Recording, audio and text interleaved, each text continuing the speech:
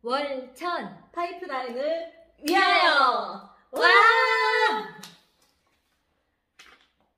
오늘은 돈수다 세 번째 시간입니다. 강 대표님, 네. 오늘 주제는 뭐죠?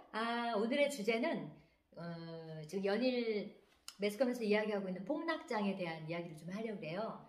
진짜 매스컴에서 이야기하는 것처럼 폭락이 아직도 계속 사경을 헤매고 있느냐?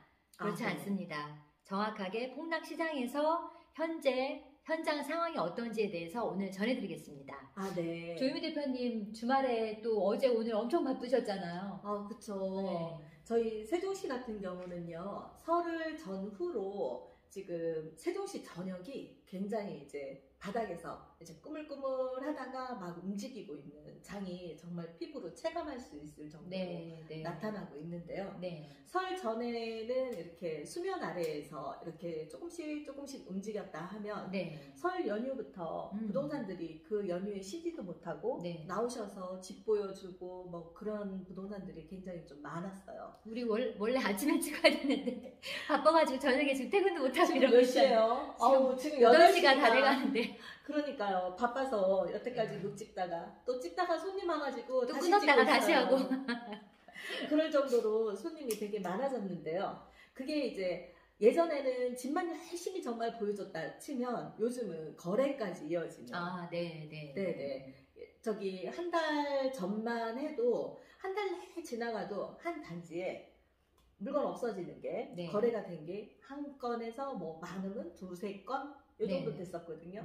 근데 지금은 한 주에 6, 7개씩 나가는 것 같아요. 금매물들이 그러면 거의 다 소진이 됐다고 봐야 되겠네요. 뭐 전체가 소진이 되지는 않았지만 그래도 소진이 지금 열심히 되고 있고 그리고 일단은 나왔던 매물들이 지금 자취를 조금씩 감추고 있다고 해야 되나? 그럼 그렇게 거래가 되면 또 기존에 내놓으셨던 매물 주인들도 마음이 들썩거리지 않나요?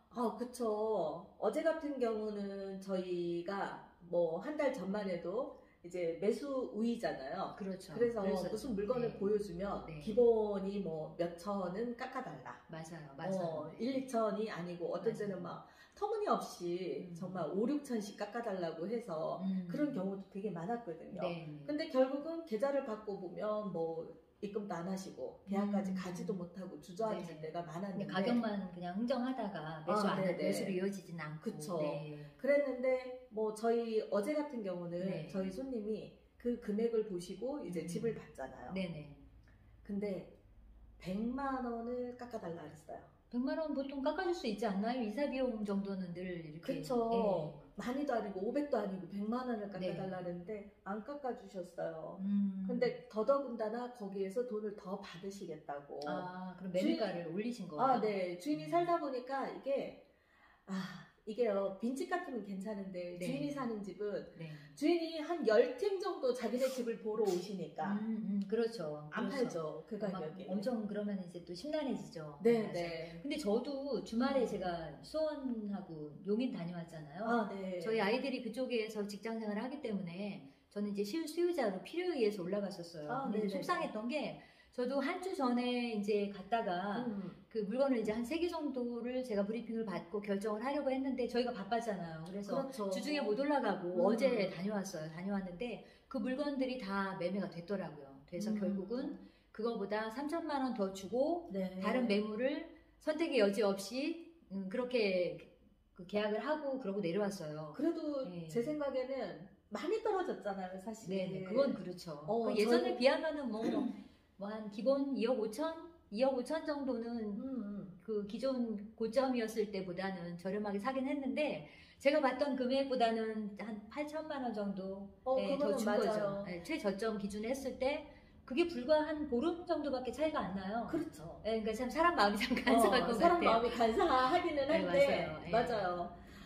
근데 또 내려갈 때는 사실 저희가 이렇게 힘들게 거래를 하고 또 하나가 매각이 되면 그거보다 또 그걸 기준으로 해서 더 낮은 금액을 제시를 하고 해서 내려가는 구간이 사실 보였어요. 근데 상승장에서는 저희가 이제 그 경험을 해봤는데 거래도 못 해보고 가격만 그냥 올라서 쳐다만 보고 그냥 그렇게 말아버리는 그런 경우가 많잖아요. 저희 여기 제 사무실에 있는 새뜸마을 1단지도 84 그러니까 전용 면적이 8사인데 네. 보통 이제 흔히 말하는 33평, 34평 국민주택 규모거든요. 네. 그 아파트가 20년 말에 네. 21년 초반때 가격이 얼마 정도 했느냐면 9억 3천까지 갔었어요. 아, 거래됐던 가격이 9억 3천에서 네. 그 위에 가격은 뭐 9억 6천, 10억 막 이렇게 때문에 그게 거래가 안 된 거지. 9억 3천 뭐 주변에서 4천 이랬으면 거래가 더 많이 됐을 수도 있거든요. 그때는 이제 호가가 뭐 1, 2천 올리는 게 아니고 하룻밤 지나면 뭐 5천씩 이렇게 올라갈 때였으니까. 네네. 맞아요. 자고 나면 이제 오늘 내가 파는 집이 최저가가 돼서 다시 네네. 그거보다 5천씩 올려서 그랬었죠. 그러면 그때가 9억 3천이 최고가였으면은 최근에 거래된 최저가는 얼마 정도의 거래가 최근에 거래된 게 한 달 채 안 된 것 같은데요. 네. 실거래가가 5억 5천에 떴어요. 9억짜리가 5억 5천이면 거의 뭐 한 45%? 뭐 그 정도 되는 것 같죠? 그러면은 지금 세종도 그렇고 뭐 제가 다녀왔던 뭐 수원 용인도 마찬가지고 이렇게 급매물들이 소진이 됐는데 이렇게 그 소진이 되고 다시 이렇게 어쨌든 그 회복이 되는 그런 상황의 원인이 어떤 걸까요? 그 원인을 저희가 보면 네. 이제 원체만이 내렸던 얼마나 많이 내렸으면 폭락이라고 그렇죠. 하겠어요. 폭락이라고 했으니까. 정말 폭락장. 맞아요. 주식에서나 볼 수 있는 폭락이고 폭등이 맞아요. 이게 정말 저희가 맞아요. 20년을 넘게 중개를 했잖아요. 맞아요. 그렇게 중개를 하면서 정말 분양권이 이렇게 정말 폭등을 하고 폭락을 한 거는 봤어도 이 살고 있는 기존 아파트가 기축 아파트가 이렇게 되는 거는 정말 IMF 때나 뭐 그때 IMF 때도 이만큼 안 이 정도까지는 안 빠졌죠. 네. 맞아요. 근데 이거는 굉장히 심하거든요. 때도 이 정도까지는 안 빠졌어. 네네.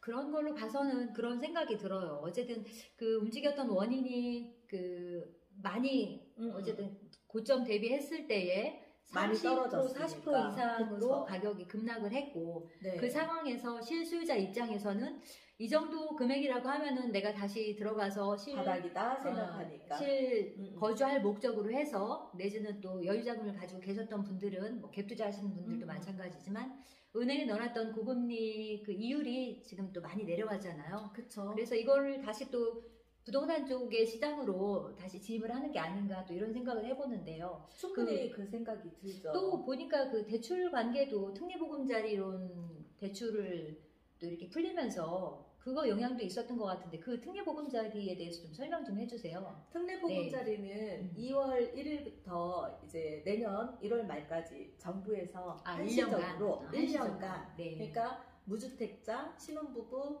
그리고 이제 1주택인 분이 이제 갈아타는 주택에 한해서 네. 9억 원 이하. 그 9억 원 이하는요. KB 시세나 실제 거래되는 실거래가액 중에 작은 거 기준으로 하거든요. 네. 그래서 9억 원 이하일 때 네. 이제 소득은 어떻게? 소득은 크게 많이 보지는 않는다고 해요. 그러면은 9억 네네. 이하에 얼마까지 나오는 거죠? 5억까지요. 5억까지. 네네. 그러면 그 대출 기간은 어떻게 되나요? 대출 기간 같은 경우는 50년 정도. 아, 50년까지. 네네. 그러면 그 용도가 신규 본인이 그 아파트를 구입할 때만 되나요? 아니면은 다른 용도로도? 그 대출이 뭐 전세금 반환 대출도 가능한 것 같더라고요. 그럼 세입자가 나갈 때 해주는 전세금 반환 대출. 네네. 그럼 중도상환 수수료 같은 경우 때문에 사실 부담스럽거든요.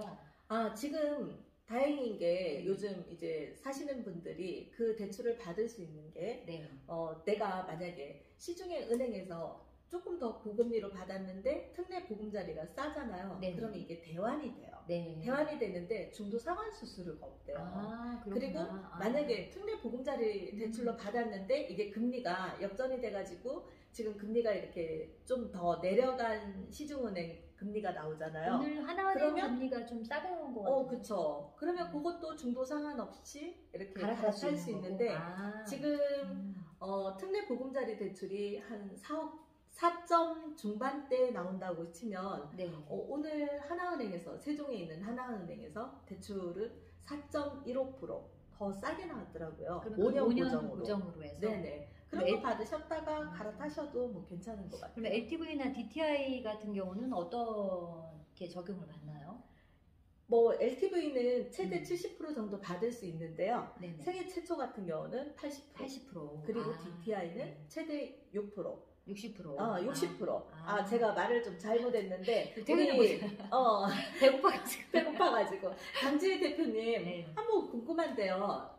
우리 여기 들으시는 시청자분들도 굉장히 궁금하실 것 같은데. 네네. 그 용어를 한번. 용어가 좀 어려워요. 해주세요. 왜냐면 이제 그 부동산 쪽에 투자를 해보셨던 분들이나 아니면 대출 경험이 좀 있으셔서 그런 분들은 이렇게 좀 쉽게 알아들으실 텐데, 도대체 뭐 이게 LTV가 무슨 TV고 맞아. DTI가 뭔가 모르실 텐데요. 그냥 간단하게 설명을 드릴게요.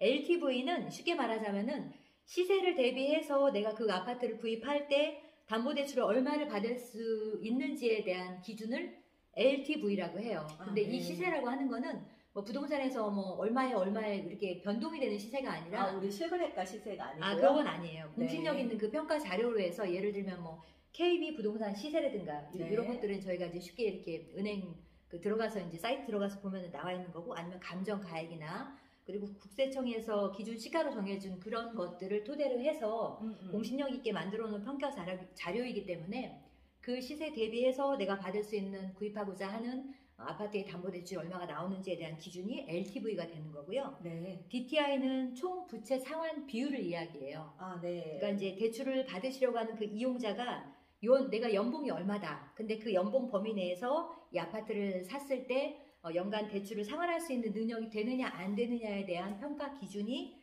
DTI예요. 그러면 DSR은요? 근데 이제 그 DSR 하기 전에 DTI가 네. 우리가 한 번 더 생각을 해야 될 게 그 상가나 건물이나 이런 것들 같은 경우는 이자만 상환을 하잖아요. 네네네. 그러니까 이제 원금에 대한 상환 부담이 없는데, 아파트나 주택을 구입을 할 때는 그 원리금을 균등 상환이 들어가요. 예를 들어서 내가 대출을 이제 10년을 받는다 했을 경우에 그 10년 동안에 원리금과 이자를 균등 상환하기 때문에 단순히 내가 이자만 내야지 하고 계산을 했다가는 착오가 생기는 거죠. 그래서 네. 그 기준을 원리금과 이자를 같이 상환한다는 전제 하에 내가 DTI를 어느 정도 감당할 수 있는지, 내가 그 능력이 어느 정도 되는지를 생각을 해봐야 되고요. 그 다음에 이제 DSR 같은 경우에는 약간 좀 더 포괄적인 개념인데, 그 연간 총 부채를 내가 상환할 수 있는 능력이 되느냐 안 되느냐에 대한 평가를 한 번 더 해주는 거예요. 그래서 예를 들면 내가 받으려고 하는 이번 대출 말고 기존에 다른 담보대출이 있다 했을 경우에 그 담보대출을 포함한 총 부채 상환 해야 되는 능력을 평가를 하는 거기 때문에 이 부분은 좀 한 번 더 이렇게 더 확장 개념으로 생각을 하시면 될 것 같아요. 그런데 이 DSR에서 네네. 제외되는 대출이 있어요. 전부 네. 다 내가 진 빚은 다 떠안고 가야 되는 건 아니고, 통상적으로 네네. 이제 DSR에서 제외되는 대출은요, 서민금융상품이라든가 네네. 아니면 전세자금 대출, 전세자금 대출, 네. 이주비, 중도금 대출, 그리고 300만 원 이하 소액 신용 대출은 제외를 해준다고 합니다. 그러면은 DSR에서 네네. 해당이 되는 게 그런 전세자금 대출이라든가 아니면은 그 300만 원 미만의 소액이라든가 네네. 중도금 대출이라든가 이런 것들은 분리해서 다른 성격의 대출이다 생각을 하시면 될 것 그렇죠. 같아요. 합산해서 네. 안 하니까 네. 다행이죠. 오늘 우리 대표님하고 퇴근도 못하고 이제 이런저런 이야기를 나눠봤는데, 그 현장에 있는 저희 경험으로는 그래요.